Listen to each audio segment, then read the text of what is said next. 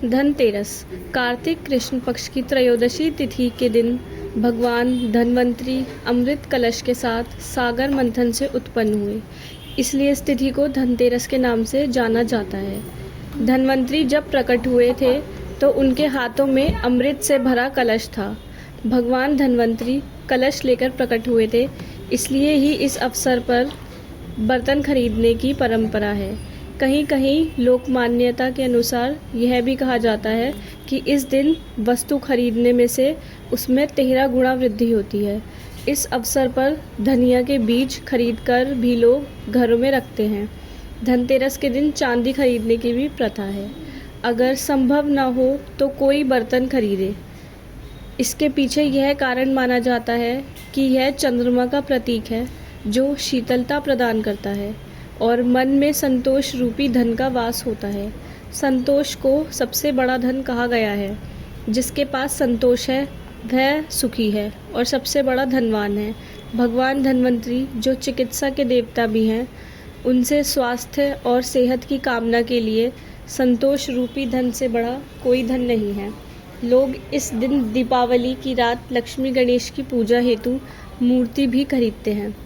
धनतेरस की शाम घर के बाहर मुख्य द्वार पर और आंगन में रंगोली बनाकर दीप जलाने की प्रथा भी है। इस प्रथा के पीछे एक लोक कथा है। कथा के अनुसार किसी समय में एक राजा थे जिनका नाम हेम था।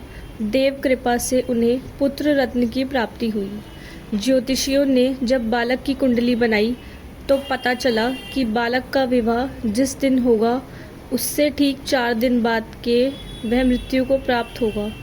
राजा इस बात को जानकर बहुत दुखी हुआ और राजकुमार को ऐसी जगह भेज दिया जहाँ किसी स्त्री की परछाई भी न पड़े। देवयोग में एक दिन एक राजकुमारी उधर से गुजरी और दोनों को एक दूसरे को देखकर मोहित हो गए और उन्होंने गंधर्व विवाह कर लिया। विवाह के पश्चात विधि का विधान सामने आया और विवाह के 4 दिन बाद यमदूत उस राजकुमार के प्राण लेने आ पहुँचे। जब यमदूत राजकुमार प्राण लेने जा रहे थे, उस वक्त नवविवाहिता उसकी पत्नी का विलाप सुनकर उनका हृदय भी द्रवित हो उठा, परंतु विधि के अनुसार उन्हें अपना कार्य करना पड़ा। यमराज को यह यमदूत कह रहे थे कि उसी वक्त उनमें से एक ने यमदेवता से विनती की, हे यमराज, क्या कोई ऐसा उपाय नहीं है जिससे मनुष्य अकाल मृत्यु से मुक्त हो जाए।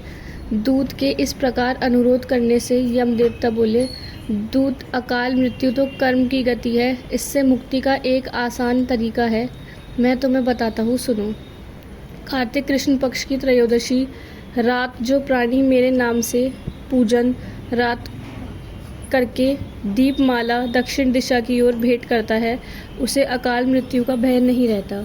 यही कारण है कि लोग इस दिन घर से बाहर दक्षिण दिशा की ओर दीपक जलाकर रखते हैं।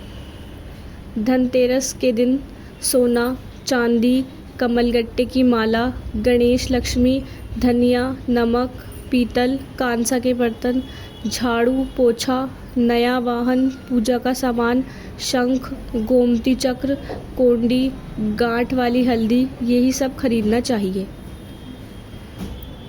जय श्री कृष्ण।